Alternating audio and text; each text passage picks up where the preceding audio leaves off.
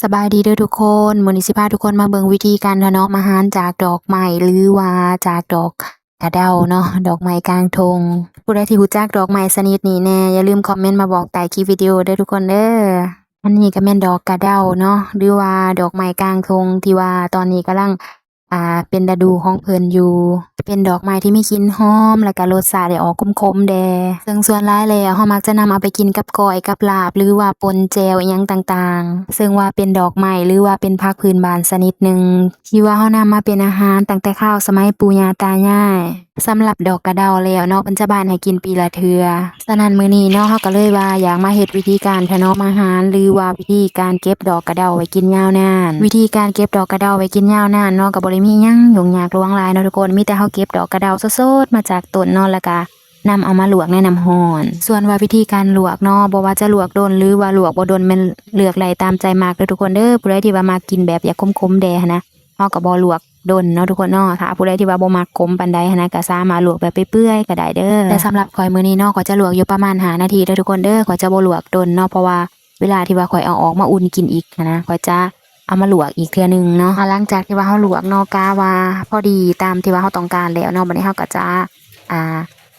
ขีบออกเนาะเพื่อว่าให้มันเสด็จน้ำเนาะสำหรับผักกระเดาเฮาเนาะถ้าว่าเฮาลวกแล้วบ่อยากให้มันคมแห้งเกินไปหั้นนะเฮาก็จะเอาขึ้นมาพักเนาะพักให้น้ำมันออกเบิดๆแล้วก็เอาลงไปแช่ในน้ำเนาะหรือว่านอกน้ำเย็นไว้เนาะอันนี้ก็แม่นคงสีสันสวยงามเนาะเพื่อว่าให้มันเขียวงามดีหั้นนะบ่ให้มันเหลืองเนาะบางคนลวกมาแล้วแหละมันจะออกเหลืองๆหั้นนะเหลืองแห้งเกินไปหั้นนะมันก็จะบ่งามเนาะ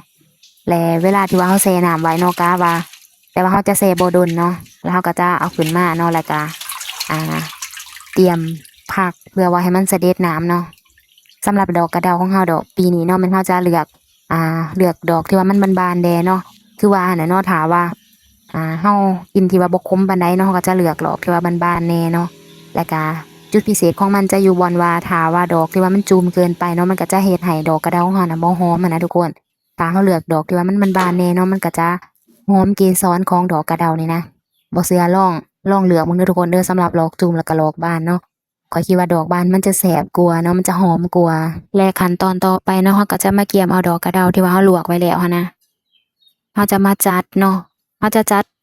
ใส่บ่หลายเราจะใส่ซ้ำพอดีกินเทื่อหนึ่งเนาะเราจะเฮ็ดแบบแลบไว้เป็นชิ้นนะปกติข้อยจะแลบใส่ถุงโหลเนาะหรือว่าข้อยจะใส่ถุงยางหรือว่าถุงโหลหั้นนะแล้วก็เฮ็ดเป็นถุงเนาะแต่ว่าแต่ละเทื่อเนาะเราจะกินบ่เบิดหั้นนะเพราะว่าใส่ถุงหนึ่งแล้วมันก็จะหลายเกินไปเนาะแต่ว่าเทื่อนี้จะมาเฮ็ดซ้ำว่ากินเทื่อหนึ่งเนาะออกมากินแล้วถ้าบ่เบิดแล้วเราก็บ่เสียดายหั้นนะเพราะว่ามันจะเหลือบ่หลายแล้วเราก็จะตัดงาหรือว่ากิ่งของดอกมันเนาะที่ว่ามันเหลือออกมาหั้นนะเพื่อว่าประหยัดพื้นที่เนาะเพราะว่าเราจะใส่ใน2ฟีตไว้หั้นนะสำหรับผู้ใดที่ว่าเสียดายงาหรือว่ากิ่งมันหั้นก็บ่ต้องเสียดายเด้อทุกคนเด้อเพราะว่าเวลาที่ว่าเราเอามากินหั้นนะเราจะกินตั้งแต่ดอกมันล้วนๆเนาะ เราก็เลยว่าเอาตั้งแต่ดอกคัดสรรเอาตั้งแต่ดอกมันเนาะเพื่อว่าประหยัดพื้นที่ในตู้เย็นของเราไปอีกเนาะ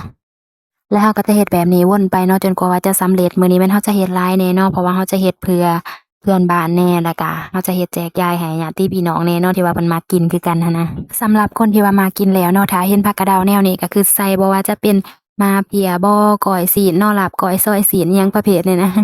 ลาบปลาก้อยปลาอิหยังจั่งซี้เนาะก็แม่นว่าเข้ากันดีเนาะ ผู้ใดที่ว่ามักกินเนาะเพราะว่าอันนี้มันก็เป็นผักพื้นบ้านหั้นนะที่ว่ามีมาแต่โดนนานแล้วเนาะพ่อแม่ปู่ย่าตายายพ่อเฒ่าแม่เฒ่าญาติพี่น้องเราเนาะเคยพากันกินมาตั้งแต่สมัยใดๆแล้วเนาะมันก็เป็นผักพื้นบ้านหรือว่าเป็นผักที่แบบอ่าที่ว่าเรากินมาตั้งแต่ใดๆหั้นนะแล้วก็เพิ่นก็จะออกให้กินปีละเทื่อเนาะเพราะว่าดอกมันน่ะนะปีหนึ่งก็จะมีเทื่อหนึ่งมีตั้งแต่ว่าถ้าเราอยากกินยาวนานอิหยังประมาณนี้เนาะเราก็จะเฮ็ดแบบวิธีนี้เลยเนาะทุกคนเนาะจะลวกแล้วก็ใส่2ฟีตไว้ หรือว่าจะเฮ็ดเก็บไว้เนาะฝากตอนญาติพี่น้องที่ว่าอยู่ทางไกลแหน่ก็ได้คือกันเนาะทุกคนเนาะเพราะว่าภาคอันนี้เนาะส่วนหลายขึ้นคือสมัยเดี๋ยวนี้เนาะมันก็จะมีตั้งแต่อยู่ตามแถวนอกเราหั้นนะถ้าเป็นในเมืองในหยังนี่ก็จะบ่ค่อยมีเนาะแต่ส่วนน้อยเพิ่นจะปลูกไว้หั้นนะมันก็ส่วนหลายก็แม่นมีอยู่ตามทุ่งไร่ทุ่งนาเราหั้นและสำหรับผู้ใดที่ว่ามากินผักที่มีรสชาติขมแบบนี้เนาะถ้าอยากเก็บไว้กินโดนๆก็ลองเอาไปลวกแล้วก็แลบไว้เข้าตู้เย็นไว้แนวนี้เบิ่งเด้อทุกคนเด้อวิธีการเลือกดอกกระเดาเนาะแม่นเราจะเลือกดอกที่ว่ามันบานๆแหน่เด้อทุกคนเด้อมันจังสิหอมแล้วก็แซ่บหั้นนะและส่วนหลายเนาะที่ว่าเราเห็นเขาขายอยู่ตลาดบ่หรือว่า อ่าอยู่ในบ่อนใดบ่ที่ว่าเห็นหั้นนะส่วนหลายก็จะเป็นดอกจุ่มๆเนาะจุ่มอีหลีนี่แหละเนาะแต่ว่าสำหรับข้อยแล้วเนาะข้อยจะว่าดอกจุ่มๆน่ะมันจะบ่แซ่บเนาะมันจะมีตั้งแต่รสชาติขมเนาะแล้วก็บ่หอมปานใดหั้นนะแต่ว่าเป็นดอกบานๆแนวนี้เนาะมันก็จะหอมแด่แล้วก็ขมแด่เนาะมันก็จะมีความที่ว่าละเอียดอ่อนในหั้นหั้นแหละเนาะบ่เชื่อก็ลองเบิ่งเด้อทุกคนเด้อเลือกดอกบานๆแด่เนาะเราก็บ่เอาบานเกินไปเราก็จะสลับซับกันเนาะจะเอา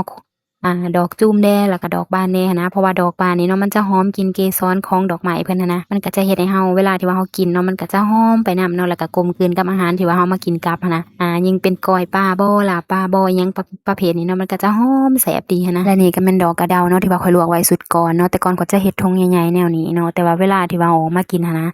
มันก็จะหลายเกินไปเนาะถ้าว่ากินบ่เบิดเนาะมันก็จะเหลือหลายแล้วก็ถ้าว่าเราจะเก็บเข้าตู้เย็นอีกมันก็จะบ่แซ่บหั้นนะ ก็เลยลองมาลัดเปลี่ยนเอาของแพ็กอาหารหั้นนะมาแพ็กเนาะกะว่าส่ำพอดีกินเทื่อหนึ่งเนาะจะ